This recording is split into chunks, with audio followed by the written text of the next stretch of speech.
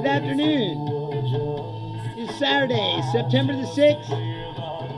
I am Bruce Leonard. This is Bruce Leonard Leans Left. While it's still legal. Still legal today, I believe. But I don't know for how much longer because I don't know if you saw that post that Trump's declared war on Chicago, apparently. So it won't be long before he declares war on the rest of us, I believe. Anyway, it is Saturday, and as on Saturdays, we like to bring our friend, the host of History on Fire and history professor, my friend Daniele Bolelli is with us. Hello, Daniele. How are you? Good. How's it going? I'm well. I'm well. How are you today? Not bad. I can remember something. I can remember if we discussed it last time or not. Did I tell you about like research I've been doing about the years of lead in Italy? No. No. That's so. Yeah, I guess it's been this past week since we talked last. Man, it's been crazy because, of course, there are. If you want to see parallels, you're free to do so. I mean, that one was more intense, but I realized, I was doing a little bit of research about the time period when I was born. I was born in 1974, and the years of lead were roughly from 1969 through the mid 80s or so. Mm-hmm. Basically, just to make it quick, the years of lead were this period of insane political violence where there was neo-fascist terrorists allied with Italian secret services planting bombs and doing all sort of terrorist activities to create a climate of instability, which would then justify, like, if the public was scared enough, maybe they would clamor for an authoritarian government to restore law and order. Hey, you know what we need back? Mussolini. Yeah, that was basically the idea. It was, and of course, it created a backlash on the other end. So then you started having leftist group that went a terrorist route, like the Red Brigades, that at one point actually kidnapped and killed the prime minister. And it got really, really heavy. Where I mean, it started out in Milan, where I'm from, where the neo-fascists with secret services planted a bomb in a bank, killing some 17 people. In 1980, to give you an idea, there was another bomb that was placed in a train station in Bologna, killed almost 100 people. I mean, it was heavy. can, It was can I heavy. And, can I ask you a oh, question? yeah, of course. If the Secret Service is involved, right, this would Mhm. indicate that there was a right wing government already in place. Uh, in between, in the sense that there were groups that infiltrated all parts of the state, from the army to the police to secret services. So you definitely had fascists in all of those places. The government was constantly changing, and you had politicians of all stripes. That some government will be a little more right leaning, some a little more left leaning, but roughly, you had, it wasn't the entirety of the state. It was elements of the state infiltrating some of the, like, not even all the secret services were fascist, but some were.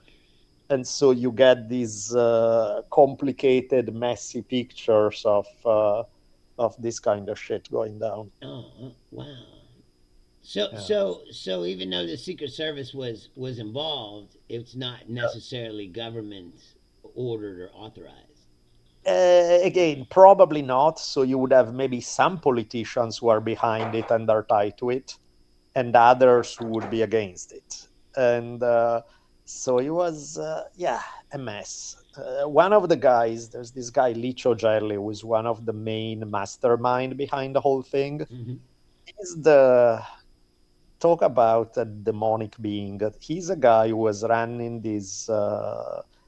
Started out as a Masonic lodge, but he went in a super right wing direction where he was the connecting point between neo-fascist terrorists, secret services, the Vatican, the CIA, and the mafia. This guy got around. Yeah, yeah, yeah, yeah, yeah. There was anything from he was involved with operations to do money laundering for the Vatican, involving drug money, to doing. I mean, the thing that's frustrating so about the whole period is that because the secret services were involved in destroying a ton of evidence, you always have these trials that unearth a lot of evidence. You're like, oh my God, we're getting to a real answer. Somebody's going to get convicted. And unfailingly, then they overturn it at the next trial and and you never come out with a clean answer, you know? So many of these things end up having nobody getting convicted in the end or nobody doing jail time. Right. And uh, and so it's frustrating because you almost have a clear story, except that because you don't, you end up sounding like conspiracy theory stuff. And so it's like, but it's not, you know what I mean? Like the evidence is solid, it's just less than what you would need for a full conviction in court or something like that. Right.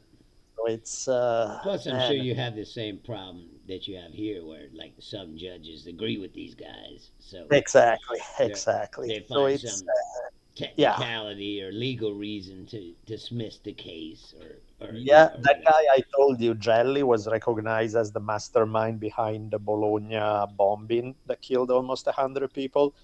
He, of course, was recognized for being responsible after he died. And he actually died at 96 years old of enjoying his life. And incidentally, oh, you're going to love this. He was invited as a special guest to Ronald Reagan inauguration in 1980, the same year where he was responsible for the bombing. That doesn't surprise me at Nah, all. But at least the Reaganites pretended to be uh, yeah, not as fascist as they really were, I guess. But yeah, exactly. It's like, why the hell do you invite that dude who's like a terrorist? You know? um, that's wild. So it's basically like a civil war, kind of, right? Yeah, low scale civil war. I mean, even like this is actually pretty funny. So I remember as a kid finding in my house, I find this motorcycle helmet and a giant wrench.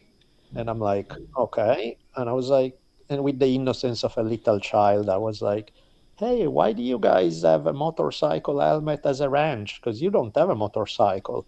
And I remember my dad going, politics. I was like, okay, interesting. It's like, yeah, I might have to go out to the meeting or whatever. Yeah, Wear my because, you know, helmet.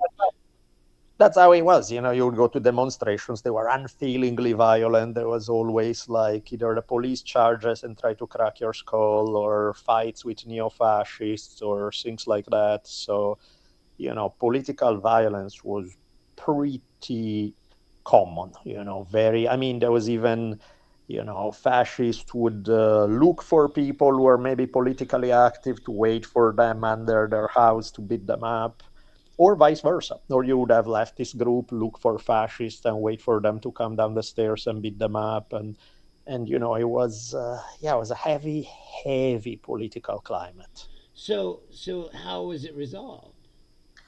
I mean, eventually, I think the fascists realize the public is not responding the way we wish they were, so they are not clamoring for this right wing dictatorship. The hardcore left wing groups that have pushed for arm fighting realize this is not going to lead nowhere. It's not going to lead to some leftist revolution or something. They both end up realizing they're wasting their time because it's not going to go where they want it to go. Um, you're going to get with some shitty governments who are going to be somewhat middle of the road. Maybe they're going to tilt left sometime, maybe they're going to tilt right, but that's about the extent that you can get. And so eventually I think people get tired because it's just not whatever their strategy thought it was doesn't lead to the desired outcomes, so they kind of gave up. And it was actually interesting because I remember when I was growing up as a child, this is exactly the context in which I grew up. So the early childhood was where the violence was going on. By the time I was a teenager is when it switched, when the years of lead kind of died down. And instead, what you found in its place was a bunch of people on heroin laying down the street because it was just desperation instead. There were a bunch of people where it was less political delusions leading to violence and more just desperation and people just doing drugs. That's pretty wild. Yeah, so that explains probably why I'm weird. That's the context in which I grew up. I think everyone's a product, right, of their environment. Yeah, right. So yeah, And that's I was thinking about it. I'm like, man, sometimes I didn't think of like you don't think about it until you have enough distance from the events. But now that I look at it, I'm like, man, I grew up in a really messed up political context, you know? sure, sure. Um, I find it fascinating. It too is like a country that already went through that. Yeah, It still right. has people who are like, yes, that is what, that's what we need. It's Yeah, like, I know, I know, I know. I mean, yeah, exactly. Because you would think that the narrative ends with end of World War II, Mussolini getting executed, it's done, right? It's like, no, it's not. He was just one round in a longer story. well, I don't think. I think it's always been the same. That's what I'm saying. Is like it's not like what's happening here is something new. No, exactly, It exactly. just never happened here, Yeah, yeah, you know. yeah. And like it's new Or for us. yeah, and not so explicit, I guess. But yeah, it's Well, it's always. I mean, we were talking about this before. It's always swung like fascism has always existed yeah, yeah. in the United States. It just they didn't call it that, you I'm know. interested in, I should research a little more. I'm interested in that plot that that guy's Madly Battler exposed, saying that there was this business plot in the 1930s to get rid of Franklin Delano Roosevelt and install a fascist dictatorship in US. Oh yes, there were The business coup. the Nazi party, especially here in Cincinnati, because it's a big German town, Yeah, was very alive. yeah, A lot of people don't remember, or, they don't know history, but like they had a Nazi rally in Madison Square Garden yeah, yeah, yeah, in New York. I mean, it's not like there weren't Nazis in America. There yeah, were. I mean, there were a right. lot of them. Of um, course. it's probably. I mean, all that stuff is tied together. I'm certain. Yeah, yeah, yeah, yeah. No, it's nuts. It's really nuts. It's crazy stories, which I guess again, when you feel bad about the present, it puts things a little bit in perspective. Well, I think society has always been tumultuous. Yeah, yeah, yeah, It's always been like I said, it's like a swing back and forth between liberal ideas and then fascism, sure, and like uh, sure, sure, sure. it swings too far one way, and then the other side reacts, and And then of course the problem is that the camps are not that clear cut because part of the reason why the CIA, I mean the CIA flat out supported the neo-fascist terrorists in Italy. Now why would they do that? Because partially was, oh, we are afraid of the left taking power, so we're going to go with fascism because they are thinking, oh, the Soviet Union is going to invade. And if you're that's what it's up is like if you're against the Soviet Union in the 70s, I'm like, I can see why. But the problem is that in their mind, it's not just leftist means anything that goes from Stalin to Bernie Sanders and everything in between. You know what I mean? Is like they are all the left. And it's like it's not the same fucking thing. Somebody who's like sure, somewhat social democrat and somebody who's like a communist dictator were not say, but that was the mindset. And so there's this tendency to oversimplify things quite a bit. So it's like, well, in the name of fighting communism, we are going to plant bombs against some very mellow leftist. It's just, I don't know, the whole thing is so. It's unfortunate because I think, yeah, we end up with these partially that the political definitions end up messing things up because, I mean, it's the same thing as somebody thinking that somebody who has some mild social conservative views is the same as a hardcore fascist. It's like, well, I may not like those views, but that's not a hardcore fascist. There are differences there. Well, sure, I've been saying that for a long time. It's just Yeah, like I said, especially in America, everything's communism. yeah, yeah, Like, exactly. It's like, if you're leftist, yeah, oh, you're a communist, and I it's know, like I know, I know, I that's know. not really true. As I was saying this before, it's like I've never really, I've always kind of hung out with liberal people and hung out with mostly people that hung, toward the left. I've Yeah, never met a person that like had Karl Marx's book in his pocket and was talking about right, we of need to take course. over the means of production and Yeah, it's like most people don't realize what these things mean or what I they know, I are. know, I It's know, like I know. It's nuts. and tag that with ignorance and like poor education Yeah, and yeah, yeah, people are easily swayed into thinking these things, but you're yeah. like that's not how it is at all. Like just because you think people should have socialized medicine and that poor Right. kids should get food stamps or something doesn't make you a communist, Clearly means that that you support Stalin, and it's like, right. wait, what? Yeah, Meanwhile, what Trump is doing is straight Stalinism. I know, I know. Taking over private industries, taking percentages of businesses, and like this. That's straight Stalinism, bro. Yeah, no, it's nuts. It's completely nuts. But it's yeah, it's strange times to say the least. And that's the other part of communism is they say there's all these communist countries, but really communism hasn't ever really been practiced in its like pure form. Because I don't I mean, recall that Karl becomes Marx sure. Right, saying right, like right. there needs to be a strong man that runs all this, blah blah blah.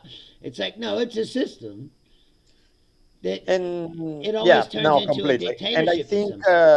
on the other end, you end up with the idea that you never really had like the people who make the argument that there hasn't been either a full capitalist system in the sense of free market capitalism, because it's always tied to a state that's doing favors to corporations. So you have this corporatism. So in that sense, like pure communism or pure free market capitalism are are like the Eastern Bunny. They Yeah, they're are myths, mythological beings that don't really exist in reality. right? It's like one can talk theory all day long, but if it never ever happens, there's probably reasons why. Right. Well, a free market would be heavily regulated. No, that's what I mean. It's like exactly. It's like that's why it's those discussions end up going nowhere in terms of the theory, because the theory and the reality become completely different things. Right. Because, like I said, if it was truly a free market, those Yeah. caps would be in place where corporations can only get so big, Yeah. and Exactly. Of course. there would Of have to be course. competition, et cetera. Where all Yeah. that stuff is out the window, now. No, of course. Like, Yes, so-called free market becomes the least free thing there is, because you end up having private industry running the shop, doing absolutely whatever they want, thanks to a power that some mom and pop store cannot compete with. it's the same as corporate welfare. No one ever brings that up, talks about it.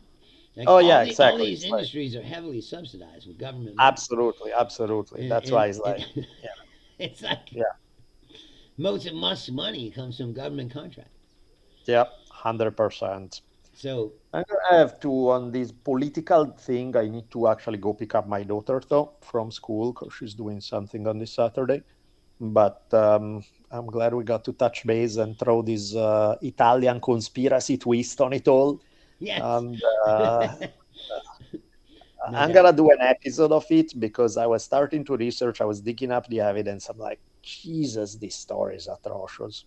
Oh, I'll leave you with one more part of that. That first bombing, the one in the bank in Hmm. 1969, immediately Secret Services point the finger to anarchists who have absolutely nothing to do with it. Right. But in the process, they grab this one anarchist, they bring him to be interrogated by the police.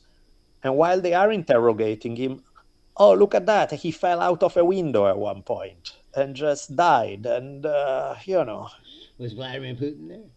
right? Initially, they are like, he killed himself. Then they are like, okay, no, sorry, he didn't. But we try to hold him back, but he has like one story after another that's like, so obviously they killed him, but it was just insane. Sounds like it. But Italy Cool, still my man. stands, so Yeah, that's hopeful. yeah, yeah, It's exactly, like- exactly. There's that. Yeah, yeah, yeah. All right, it's always good to see you, my friend. Thank you for making time for me. Good to see you. Have a great one. You Bye too, bye. man. Daniele Bolelli, everybody. Always an interesting fucking discussion. Daniele. Like I said, at least Italy still stands. That's hope for us, right? But see, I'm not sure. Like I said, that this country's gonna come through that way. Like, the soft secession is already happening. Now there's a conglomerate of East Coast states that started their own health program, and the states are starting to distance themselves from the federal government, which is why I think Trump is so aiming to put troops in U.S. cities, because he needs to throw down his gauntlet. It's like,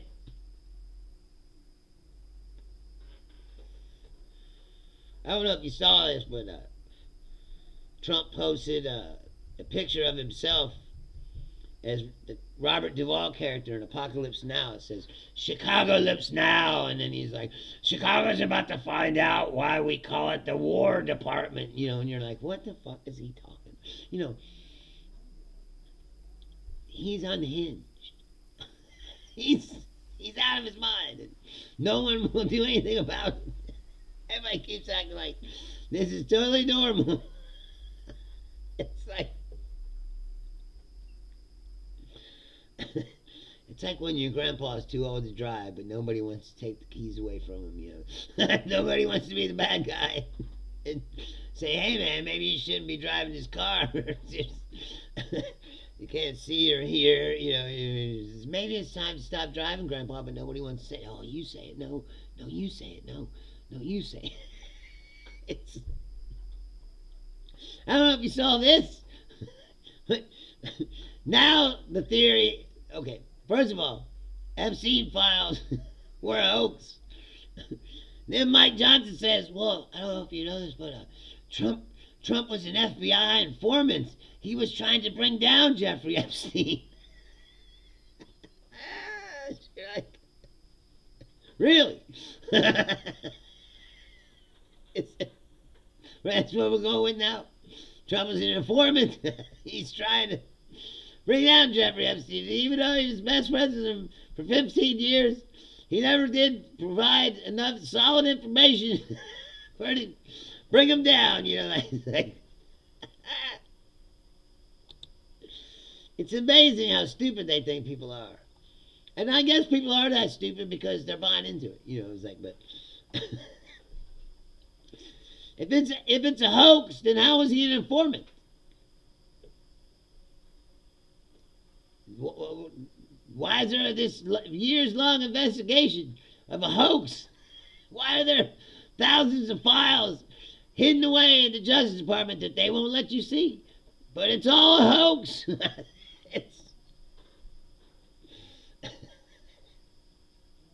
The fact that he can run this dumb fuck playbook over and over and over. Just say, witch hunt, hoax, it's Democrat plot, and people buy into it. Shows you that there ain't very much hope for the situation. When Thomas Massey is now the most sane person in the Congress, Republican, this is a bad scene. That's because I don't know if you know. I told you I love Massey. Now I love Massey. I respect him very much, but he ain't sane. He's one of those guys that posts every year. His whole family with machine guns around the Christmas tree. You're like, this is not normal. I mean, I guess it might be normal for some people, but I don't find it normal. And people could think that I'm weird. Like, I'm weird? I'm not telling my family We should all hold machine guns in front of a Christmas tree. That's the spirit of Christmas. It's like, it's unbelievable what this country is. Um, and the stupid people in it. It's, I told you, I'm in this group now, and it gets dumber by the minute. Like when you listen to these people talk, like they literally post memes as like information sources. Like it's one thing to be like, I post a meme. It's a joke usually, or it's saying something, but it's not like this is my complete source of my opinion on this subject. Someone made a meme that is exactly what I think, so that means it's correct. It's like I look up stuff all the time, just because even if I agree with it, it's like, is this true? I don't know. I look it up. And I have a rule. I have to find it in several places. If there's a story, right, and you look up the story, it's only on Newsmax, Breitbart, Daily Wire, and something else, and nobody else is running this story. Odds are it's a complete bullshit story. It's not real. Because it's a right-wing propaganda, disguised as a news story, because that's a good way to disguise it. But if real news outlets aren't running with this, like even from other countries, like BBC or Al Jazeera, or if they're not touching this story, it means there's nothing to the story. And the right wing is notorious for inventing stories.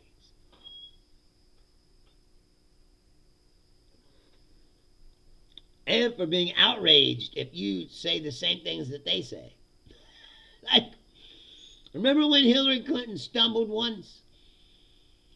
And for a whole week or two, it was like all over Fox News, Hillary's unhealthy. She's not healthy enough to be the president. She's this and that and the other, and then Trump disappears for a week with cankles and bruises all over his hands, and people go, maybe there's something wrong with Trump, and they go, oh, this is horrible that you would say that, It's like,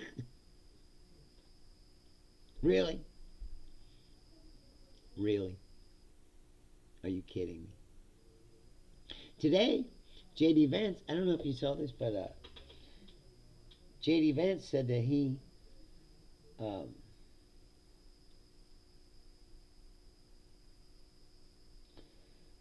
didn't care if it was a war crime that they blew up that boat in Venezuela. He didn't care. He said, you call it whatever you want. I don't give a fuck. Like, really? These guys are full of themselves now. They think they could do anything and get away with it. And I don't see why they don't think that, because thus far they have. When this is all over, a lot of these guys should go to prison. Really. Or be executed for treason. Like that.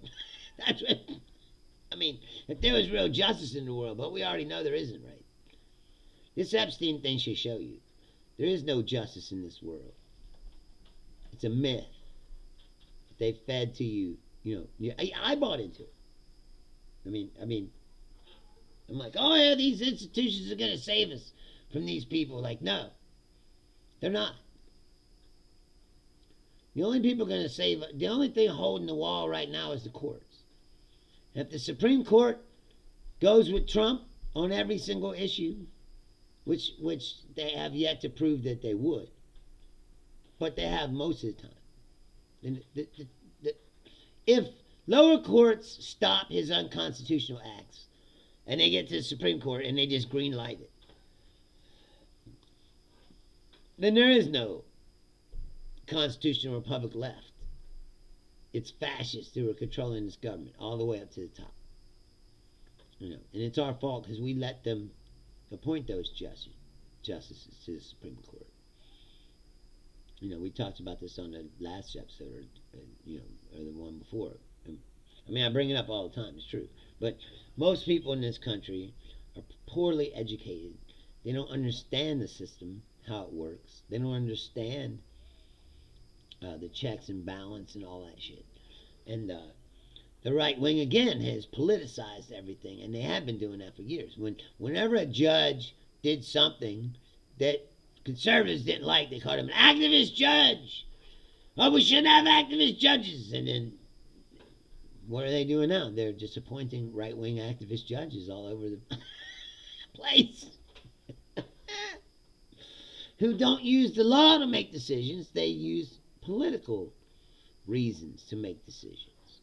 They go, well, I agree with what they're doing, so I'll invent a legal reason that it's legal. See, the law, like I said, is only applicable if it's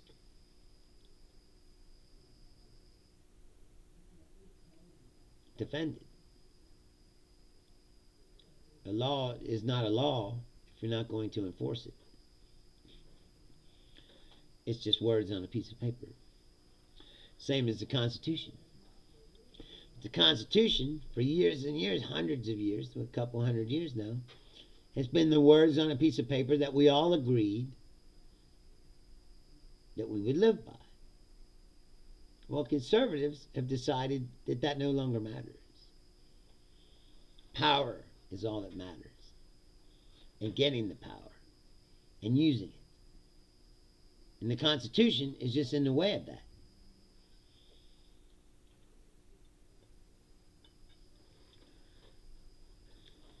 We're already halfway down the road where the Constitution should just be torn up and thrown in a garbage can because they're not using it. Do you really believe that when the people that wrote the Constitution thought that the President of the United States should have complete immunity from prosecution for anything he does while he's in office? If that was the case, they would have written it in there, don't you think? These weren't stupid people. They covered a lot of the bases in the Constitution. You know, they tried to. They tried to cover all the things that could prevent this from happening. Freedom of the press, freedom of assembly, right to bear arms. You know, all these things are designed as a bulwark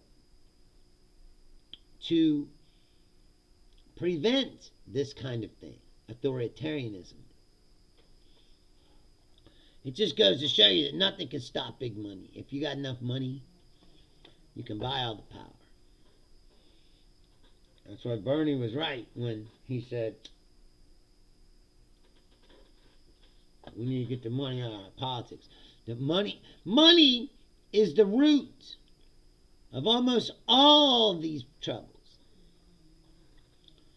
It's just like RFK yesterday, or whatever. He's like, you can't trust the doctors and the scientists because they're bought off by the pharmaceutical industry and the money is in the money. And you go, okay, how do you solve that problem? Take the profit out of medicine, right? Socialized medicine. Government-sponsored public health. No, you can't do that. You're a communist. It's like, as long as we ignore the obvious solutions to the problems. And that's when people say you're a communist too, when you say things like that.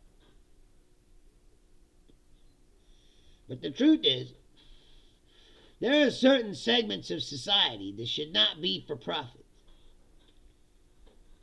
Healthcare, for one, right?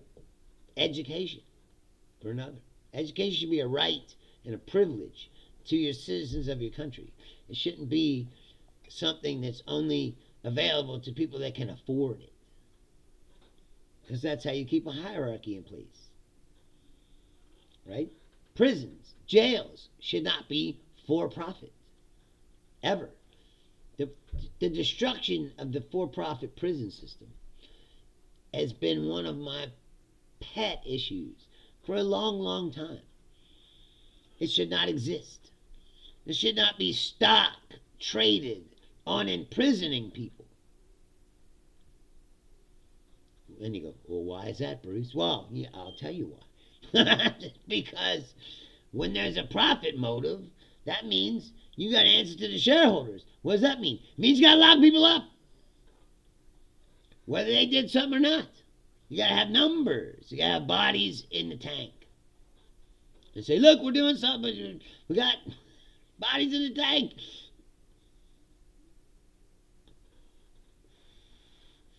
Why is private money financing penal institutions? I don't even know how this happened. Like it happened like under the radar, kind of. It just kind of appeared, and all of a sudden it was like for-profit jails.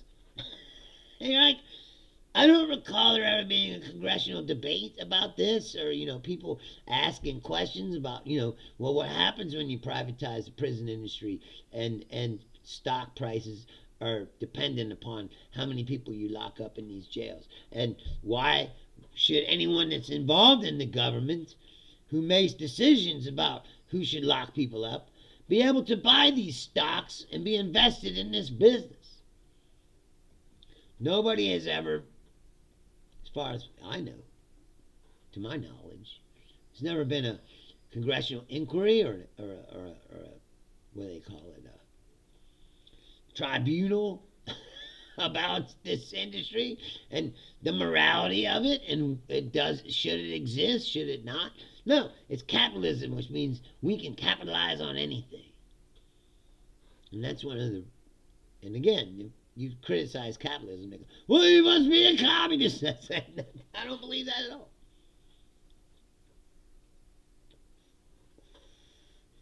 You want to know what I really believe? I really believe that none of these systems have the answers to all the problems. And every system has its flaws. And I've always believed for a long time, and I've said this openly for a long time, that the whole thing should be torn down and a new system built in its place that takes the good parts of all the other systems. Right? Socialism.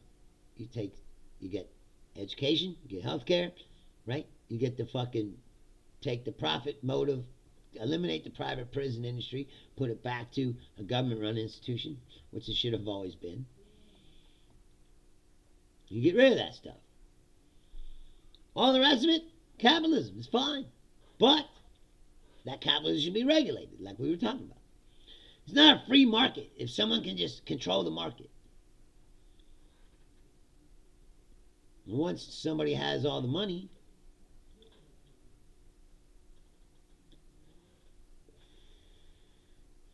you could see it in a, let's use Walmart, for example. Walmart basically decided that they were going to take over the giant retail industry, the hardware industry, and all these other things, right? And they just started moving in. And they would move into any town. And they would build a Walmart, and it would sell a hammer way cheaper than Bob's Hardware could down the street. People went to Walmart to buy their hammers. They didn't go to Bob's Hardware anymore. Well, what happened to Bob's Hardware? It went out of business. Now there's no more Bob's Hardware. Now Walmart owns that market, right? Then they'd move to the next town, do the same thing. Then they move to the next town, do the same thing. Before you know it, they control the industry in Lowe's did the same thing, Home Depot. Because these guys had like way more money than Bob, so they could buy hammers in bigger bulk and get them cheaper, and they could sell them cheaper. And they say, oh, it's free market capitalism because no one's telling them what price they should set for a hammer so that everybody could compete in the market. Because that would be communism, which is true. Price setting is a feature of the communist philosophy, So you can't do that. But what used to be in place were market share caps. Where they would say, well, Home Depot can only be so big, because you had to keep them at a certain size so that they couldn't predatorily destroy all the other business. Starbucks is another, right? Used to be a coffee shop on every corner, right? And some mom and pop, Karen's coffee shop, right? Well, what happened? Starbucks decided we're going to take over the coffee industry in this country, right? They started building Starbucks everywhere. They go, well, we'll just build a Starbucks. Where's Karen's Coffee? It's on 5th Street. Well, we're going to go to 6th Street We'll build us a big Starbucks. We'll sell coffee cheaper than Karen can. And we'll sell her out of business. And that's what they did.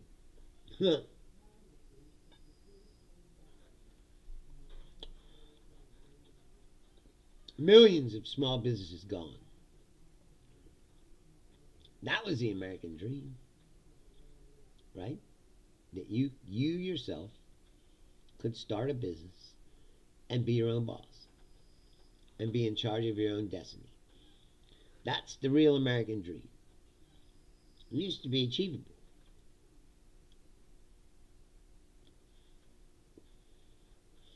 There used to be a time I said AT&T is a notorious example of a company that's always been trying to control and dominate the phone market or whatever. And in my lifetime, they've been broken up at least 4 times. At least 4 times. Probably more. I haven't looked it up, but seems like every decade or so, Congress will get involved and be like, AT&T's getting too big. You gotta sell off this and sell off that and then put yourself back down to this size. And then Reagan came along and was like, all of that is wrong. It's not a free market, because the corporate donors, they need to control everything, so they got rid of all those regulations. And now these companies are gigantically huge. And now they're so big that they run everything. Is that democracy? Is that free market capitalism? I don't know. That's what they'll tell you it is. I'm not sure it is. There's a certain amount of bullshit that's inherent in every system. Because they have to sell you that this system is the only one that works. They get you to buy into it. That's why they had to Pledge of Allegiance and all that stuff. When I was a kid, they used to make us stand up every morning. You have to stand up, put your hand over your heart, and say, I don't even know if I remember. I pledge allegiance to the flag of the United States of America, and to the republic for which it stands, one nation, under God, indivisible, with liberty and justice for all. Right? And I always thought, man, this is kind of weird and culty, But, okay. It's like, even when I was a kid, that's what I mean. It's like, I've never, like I said to Daniele last week, is all of this does for me is to prove to me that I'm not a regular person. Because even when I was a child, I was like, this is weird for everyone to stand up and say the same chant in unison. This is some cult shit. It's the same reason why I didn't like church. I don't like groups, of human beings where they tell you that you all have to believe and think the same thing. Even when I was a young kid, I was like, well, how come I'm not allowed to think what I want about whatever, There's lots of legitimate criticisms of capitalism that can be made. It doesn't mean you're a communist. It doesn't mean you're not a patriot. It doesn't mean all these things that they try to say that you are if you do that. If you question the system, all systems are designed to brainwash you. All of them. We're not immune. Every one. Because I said every system that's in place stays in place by convincing the society at large that it's the only system that works. And that the other people are the enemies. And then it's the 60s, the 50s and the 60s, the Cold War, show you how out of control that kind of thinking can get, because they started going, we can't let any other countries have a communism, like, oh, the communism is moving over there, and it's moving over there, and it's like, well, don't most countries, there are other countries, right? They should have the freedom to choose for themselves how they're governed. Oh, no. You see what happened to Cuba when they did that? They were like, they're living under a terrible dictator who like basically like a Trump, who controlled the country, controlled all the industries, like took all the fucking bribes from and to make sure that those industries survived and keep the fucking wages down and keep the average people down. And people were starving and things, and they didn't care. They're in town like partying, while people are starving. So Castro says, well, then we're going to have a revolution for the people, and bring communism. And they won. They took over the country. What happened? They're immediately isolated, immediately propagandized into, like, oh, that's the... we can't have that. It's an embargo and all these other things. It's like, Cuba being communist, did that cause communism to sweep across the fucking, the Americas? No, it didn't. Did it? It's just like the weed thing, Weed is dangerous, it's terrible, it's just like heroin, and if you smoke weed, you're going to be shooting heroin into your eyeballs tomorrow, and then now it's legal. Right? Which tells you what? All those things they told you were bullshit. And they knew it. Really, they want legal, or weed to be legal, because the paper and chemical industry didn't want hemp into the market. That's the bottom line. So they have to demonize it. I mean, weed is not that dangerous. It's still a Schedule 1 drug or whatever. Right there with cocaine and heroin and all the other things. That's one thing that Trump was talking about, like changing the schedule. Is like, well, he's the first person that's at least brought that up. I give him credit for it. And then see somebody else say, "You just gave Trump credit for something. You must be a Trumper." It's like that's what happens. You can't have no rational, normal discussions about anything anymore because everything's politicized to such a high degree that if you agree with somebody on anything, well, you must be like that. It's just like the leftists. If you don't agree with them 100%, I got into an argument with the leftists because someone posted like, this should be the new Democratic agenda, and it was like all these things. At the bottom it said men in men's sports or something like that, and I was like, I've always thought it's a bullshit issue, don't really agree with it too much, but anyway, but I thought that the platform itself was interesting, so I posted it. And then this leftist comes on my page and is like, you must be against trans people if you posted this, blah, blah, blah, blah. I'm like, no, I'm not, but you have to understand that this whole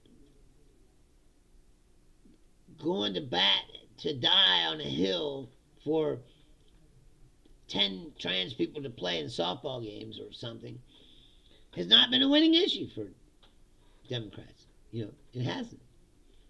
As a matter of fact, it's been a cudgel that the Republicans have used to beat Democrats and paint them as extremists somehow because they think, and it is thinking that trans people are human beings and should be able to participate in human activities. Is that an extremist view? No. As a matter of fact, I believe that to be the case. I believe trans people are human beings, should be able to participate in human activities like anybody else. Shouldn't be stigmatized for being a trans person. Right? But going, oh, you got to make sure that they can play and that they can swim and, or whatever, and making that a central position of your whole thing has not been a winning issue. Partly because Democrats are horrible at messaging. They like defund the police, for example. Defund the police was a noble cause, right? The police shouldn't be militarized and they shouldn't be, having tanks and it's like shooting people left and right whenever they feel like it. They probably shouldn't be able to do that. And they're like, we need to do something about this. And then they came up with this slogan, defund the police. Well, that's a stupid slogan. Because the right wing was able to take that slogan and take it, look, they want to destroy the police and leave you unsafe from crime and blah, blah, blah, blah, blah, blah, blah, which isn't what that meant at all. But it was horrible choice of words and slogan to use. They should have said demilitarize the police or de-escalate the police, or like they could have used so many other words than defund the police, because that was so open to interpretation. It was easy to take that and spin it for the right. Turn it into, look, they're against police. They want crime, and they're for criminals. And like, it's just like now when they say, if you don't want the National Guard in your city, then you must be for crime. And you're like, no, I'm not for crime. I'm for rights. Rights are more important than your safety. Sorry, but it's true. Once you give away your rights, you don't give them back. Most of the time, without a fight. And these people just seem willing to just give away the rights. Willy-nilly. They don't realize how, I mean, they should, but this country was born in blood, bathed in blood. People fought and died for these rights, for you to have rights. Even when the rights were myths. They're like, all men are created equal, except the Indians and the blacks and the women, It's but the cause was noble. People fought for it. And what happened? Over time, blacks, and Indians, and women, they got those rights for themselves. Because we were going down this path of freedom. Well, now it seems like we've stopped going down that path of freedom, and we've decided to take the fork. Where, we need to be safe, so military can be in the streets. It's not that big a deal. Like, is it not that big a deal? Really? You've gotten to that point where you think that it's not that big of a deal for the military to be in the streets because you're afraid of crime? I'm going to tell you something right now. Crime's always been here. And crime ain't going away. Ever. It's always been a problem, and it always will be. Unless you come up with a utopian system where everybody has money and can eat. And whenever there's people who are suffering, don't have money, and can't eat, there will be crime. Wherever people are oppressed, there will be crime. Like, you need to solve the societal problems to get rid of crime. Policing, and prisons, you can build as many of them as you want. It's never, ever, ever stopped crime. There were still criminals when they cut your hand off and shit. They're like, they cut your hand off for stealing. Did that stop stealing? No. Just a bunch of people with one hand. Because they got caught. They're still stealing. Because that shit don't work. What works is making sure people are happy and have the things that they need. And then you're still going to have evil jerk-offs that just like to hurt people.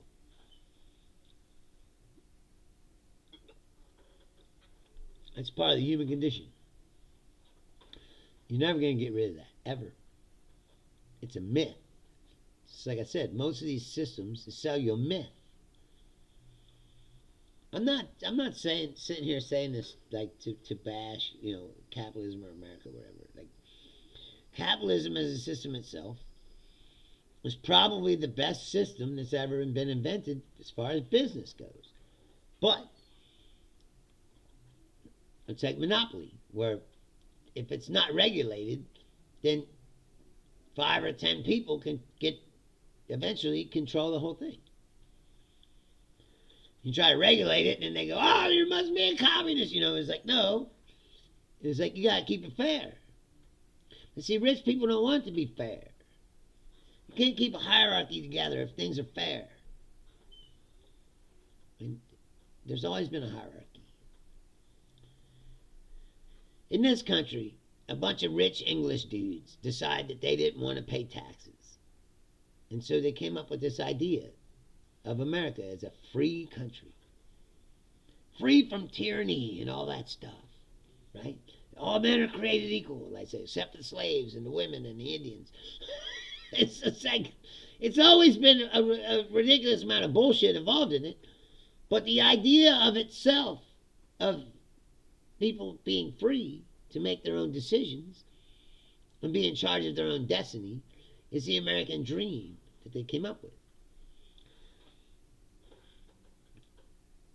And for a while, it kind of worked. But never forget, these were rich people. The rich people have always ran things. They've always ran the system.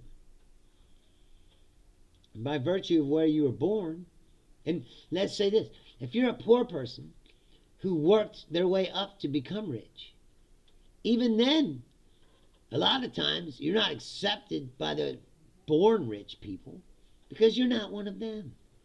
It's an elitist pyramid. And these people that have the money, like Trump, they got their money from their fathers and from their fathers. And, you know, it's generational wealth.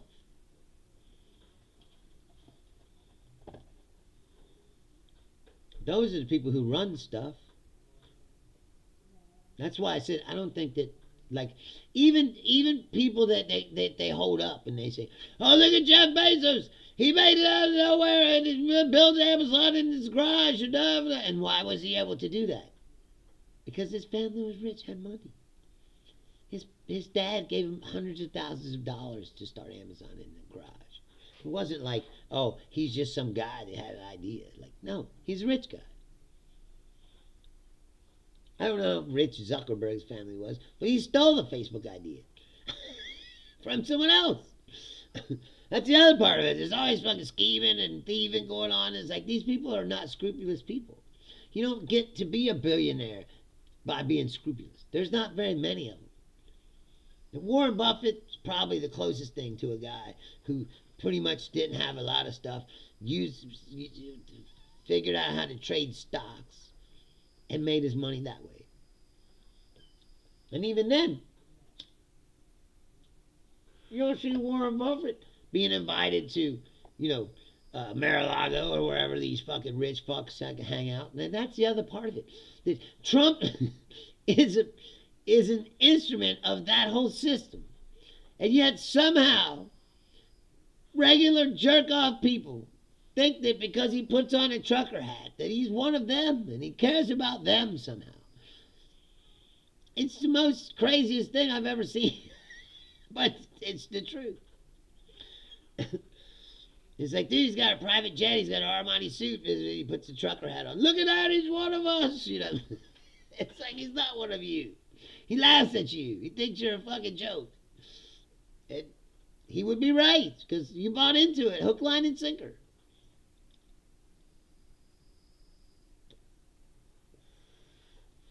It's unbelievable. What Daniele said, I said in the beginning, Daniele said at the beginning of the show, if you're watching now and you didn't see, go back and watch. Daniele was on the first 20 minutes and he was talking about the tumultuous political times in Italy when the right and the left were actually warring, there were bombs going off and all kinds of shit. And it just shows you, I said, this stuff's been happening all over the world. This country is only 200-something years old. So this is the first time it's happened here. So it's new to us. But it's not new. And Italy still stands, which I said gives you hope for, a future past this. But the truth is, this stuff's always been around. It's just new here. And the only real question is, what are you going to do? Because I said, these institutions aren't going to save us. The courts are trying to hold the line, but I said, the Supreme Court's not doing a very good job backing them up. Because they're backing up Trump. So, and Trump knows that. As long as he got the Supreme Court in his pocket, he can keep doing whatever he wants. Because he can fight all the way up to the Supreme Court. Just go, oh yeah, let him go.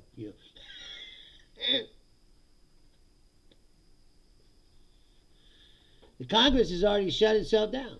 It doesn't even work. They've abdicated their power to the president.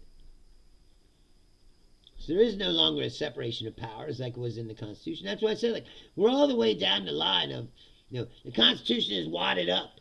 It's not yet thrown in the garbage can, but it's being wadded up right now, prepared to be thrown into the garbage can. And I said, the only question that you need to ask yourself in these times is, what are you going to do?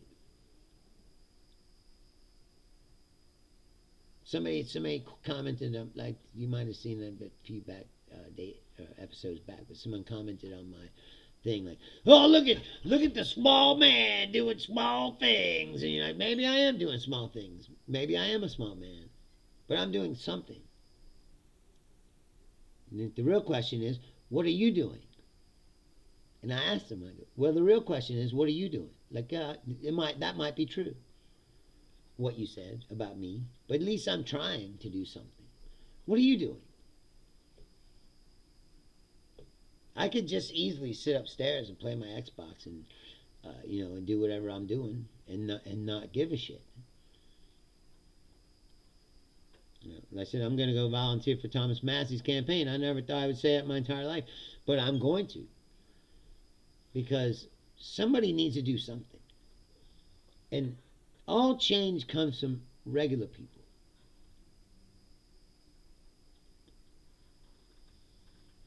These systems are entrenched. They're only entrenched because we allow them to be. And if we decide collectively that it doesn't work anymore, we can change it. It's happened thousands of times across history, and will happen again. But I'm going to get out of here. And I said, I'd like to thank Daniele for coming. Daniele Bolelli is the host of History on Fire podcast. If you're not aware of that, please go watch it. Listen to it. He also has... don't start with the snorting. Hit some. He also has various YouTube videos on jiu-jitsu and how to choke people out. He's got lots of philosophical things. He also has a podcast called The Drunken Taoist. I was almost done. Please check all that stuff out. And I would like to thank him for coming. And I am Bruce Leonard. This is Bruce Leonard Leans Left. Still leaving. I'm going to go out tonight and have a beer and listen to some music and try not to think about all this stuff for a minute. But I'll be back Tuesday at 6 p.m. as usual. Until then, have a good weekend. Be safe. I love you. Good night.